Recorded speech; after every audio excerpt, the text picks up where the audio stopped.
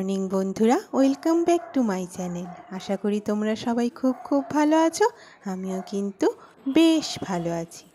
তো আজকের ব্লগটা আমি বিকেল থেকে স্টার্ট করছি, আর আমার বিকেলটাও কিন্তু সকালের মতোই শুরু হয়। ঘুম থেকে উঠে ব্রাশ মুখে দিয়ে আমি চা বসিয়ে দিই। তো সেইভাবেই আমি শুরু করেছি। দেখো, ব্রাশটা মুখে দিয়ে আমার চা হয়ে গেল। এইবার আমরা চা খেয়ে নেব, ওদিকে দুধটাও বসিয়ে দিচ্ছি।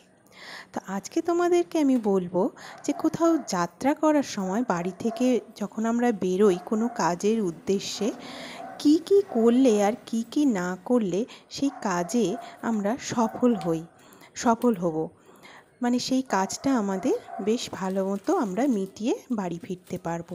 কি কি করতে হয় আর কি কি করতে নেই, তো চলো একে একে সেগুলো আমি বলি। প্রথম হচ্ছে, অবশ্যই বেরোনোর সময় ঠাকুর প্রণাম করে, ঠাকুর ঘরের কাছে ঠাকুরকে প্রণাম করে তারপরে বেরোনো উচিত। এটা একদম অবশ্যই প্রথমে করা উচিত। আর হচ্ছে, নিজের মুখটা আয়নায় দেখে নিয়ে যখন আমরা রেডি হয়ে নিয়ে নিজের মুখটা আয়নায় দেখে নিয়ে তারপরে বেরোনোর সময় ঠাকুর প্রণাম করে তারপরে বেরোতে হয়। তাহলে কিন্তু আমরা যেই কাজের জন্য যাচ্ছি সেই কাজটা কিন্তু সফল হয়। দেখো, আমি চা খেয়ে নিয়ে আমার যে প্রিয় কাজটা সারাদিন ভরের, সেটাতে বসে পড়লাম। রেওয়াজ করব এখন আমি। আমার খুব ভালো লাগে এই কাজটা, আমার সমস্ত ক্লান্তি দূর করে দেয়, মন খারাপ দূর হয়ে যায়। তো যাই হোক, তারপরে কিন্তু আরেকটা পয়েন্ট হলো, দেখো রেওয়াজ সেরে নিয়ে আমি এদিকে দই বার করে নিয়েছি, বাড়িতে যে পাতিয়েছি টক দই সেটা বার করেছি, আর দুটো আম বার করেছি। আজকে আমি একটু ম্যাঙ্গো লস্যি বানাবো বলে। বাবান অনেক দিন ধরেই বলছে। ওই এর আগের বছর, গত বছর যখন আমের সিজন ছিল তখন বানিয়েছিলাম, খুবই ভালো।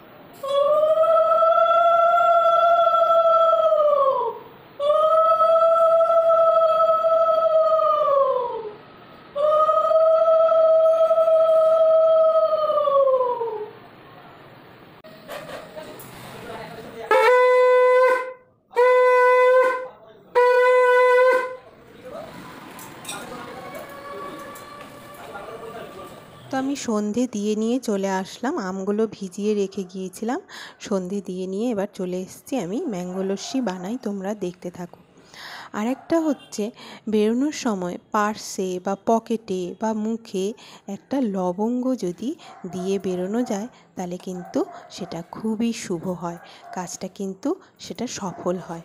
তো দেখো, আমি কিছুটা বাতাসা, কিছুটা চিনি আর কিছুটা মিশ্রি নিয়ে নিলাম। তোমরা শুধু চিনিও নিতে পারো, আমি যেহেতু চিনিটা একটু অ্যাভয়েড করি ওই জন্য ওইগুলো নিলাম। আর তারপরে আম টুকরোগুলো দিয়ে মিক্সিতে ভালো করে আগে পেস্ট করে নিয়েছি। দেখো, পেস্ট করে নিলাম, তারপরে এর মধ্যে আমি টক দইটা দিয়ে আবারও পেস্ট করে নেব। আর একটা পয়েন্ট হচ্ছে, বেরোনোর সময় কোনো খালি জিনিস দেখতে নেই, মানে সামনে যাতে কোনো খালি জিনিস না থাকে, যেমন খালি বালতি, খালি গ্লাস, খালি হাঁড়ি, এসব যেন না থাকে, ওইটা খেয়াল রাখতে হবে।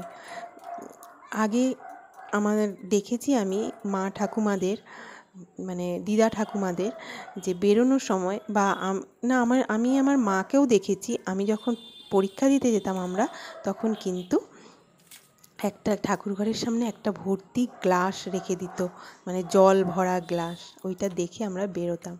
দেখো, ল্যাংড়া আম দিয়ে করেছিলাম বলে ওইগুলো বেশি ভালো কালার হয়নি, তো এইগুলো আবার আমি হিমসাগর আম দিয়ে করেছি। 3 গ্লাস নিচে নিয়ে গেছি, 3 গ্লাস আমরা নিয়েছি, তো সবাই মিলে খেয়েছি, খুব ভালো বললো সবাই। এর আগেও করেছিলাম, তখনও বলেছিল, পাখিকেও দিয়ে নিয়েছি। সত্যি মন প্রাণ একদম ঠান্ডা হয়ে গেল। তো এখন আমি পাখিকে পরিয়ে নেব, তারপরে রাতের রান্নায় যাব। তো যাই হোক, খালি জিনিস দেখতে নেই। আরেকটা হচ্ছে, বেরোনোর সময় বাইরে বেরিয়ে, দরজা থেকে বাইরে বেরিয়ে একটা নারকেল গাছ যদি সামনে থাকে, ওটা কিন্তু খুব শুভ হয়। একটা নারকেল গাছ দেখা কিন্তু খুব শুভ হয়। তো যদি আশেপাশে থাকে তাহলে বেরোনোর সময় বাইরে বেরিয়ে একটা নারকেল গাছ অবশ্যই দেখে নিও, নারকেল দেখা কিন্তু খুব শুভ হয়। আর একটা হচ্ছে, বেরোনোর সময় ডিম দেখতে নেই, ডিম মানে উচ্চারণ করতে নেই, ডিমের কথা বলতে নেই, বা ডিম খেয়েও বেরোতে নেই। কিন্তু আমরা দেখতাম পরীক্ষার সময় আমাদেরকে কখনো মা ডিম করে দিত না। আমরা কিন্তু কোনো দিনও ডিম খেয়ে পরীক্ষা দিতে যাইনি। তো ডিম খেয়ে বা ডিম দেখে বা ডিমের কথা শুনে ডিমের উচ্চারণ না করে কিন্তু বেরোতে হয়। তো আরেকটা হচ্ছে দইটা কিন্তু খুব শুভ। টক দই আমরা দেখেছি যে পরীক্ষা দিতে যাওয়ার সময় টক দইয়ের টিপ, বা পরীক্ষা শুধু কেন, যে কোনো শুভ কাজের সময় টক দই কপালে টিপ দেয়। তো টক দই টিপ দেওয়া বা টক দই 1 চামচ খেয়ে বেরোনো, এটা কিন্তু খুব শুভ। এটাতে কিন্তু কাজে সফলতা আসে। তো চলো, আমার রুটি হয়ে গেছে, এবার সমস্ত কাজবাজ আমার কমপ্লিট। এইবার আমি স্নান করে নিয়ে ঠাকুর ঘরে চলে এসেছি। আমি ঠাকুরকে শয়ন দেব। আমি কিন্তু যে সবাই যে পুরো সিংহাসন মুড়ে দেয় কাপড় দিয়ে, আমি ওইভাবে ঠাকুরকে শয়ন দিই না। আমার মনে হয় ওইভাবে ঠাকুরের ফাপড় লাগবে, গরম লাগবে। ঠাকুর তো ঘর আছে, আমরা কি মানে বিছানার চারপাশটা ওইভাবে ঘিরে দিলে আমাদের কেমন একটা ফাঁপড় লাগবে না, অস্বস্তি লাগবে না? ওই কারণে আমি ঠাকুরকে কখনো ওইভাবে শয়ন দিই না। আমি শুধু এইভাবে মানে গেটটা আটকে দিই, লাইট অফ করে দিই। আর ফুল টুল যা থাকবে, মানে ঠাকুরের বিছানা যাতে একদম পরিষ্কার হয়ে যায়, সমস্ত ফুল আমি স্নান করে এসে তুলে নিই।